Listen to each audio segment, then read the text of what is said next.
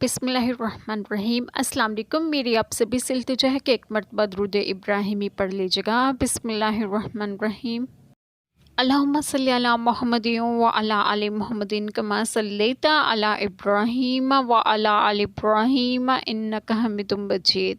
अल्लाहुम्मा बारिक अला मुहम्मदिन व अला आलि मुहम्मदिन कमा बारकता अला इब्राहीम व अला आलि इब्राहीम इन्नका हमीदुम मजीद। बिस्मिल्लाहिर्रहमानिर्रहीम।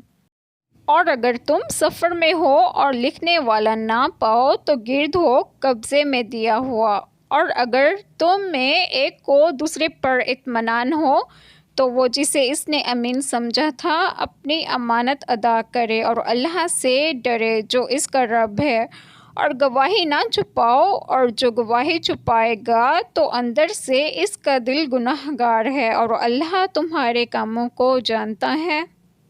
बिस्मिल्लाहिर्रहमानिर्रहीम। आज जो बात मैं आप लोगों से डिस्कस करूंगी वो ये है कि यानी मदयून जिसको दाइन ने अमीन समझा था, इस अमानत से दैन मुराद है क्योंकि इसमें साहिब हक के हक का इब्ताल है। ये खिताब गवाहों को है कि वो जब शहादत की इकामत व अदा के लिए तलब किए जाएं तो हक को ना छुपाएं।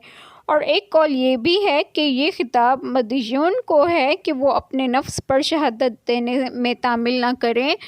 हज़रत इब्न अब्बास रज़ियल्लाहु अन्हुमा से मरवी है कि कबीरा गुनाहों में सबसे बड़ा गुनाह अल्लाह के साथ शरीक करना और झूठी गवाही देना और गवाही को छुपाना है। अल्लाह ताला हम सब के तमाम गुनाहों को माफ़ फरमाएँ और हमें सिरात मुस्तकीम की राह पर गामज़न करें, और आप सबको आपके घरों में खुश खुर्रम रखें और सेहत व तंदुरुस्तगी भी दें। आमीन। जज़ाकल्लाह खैर।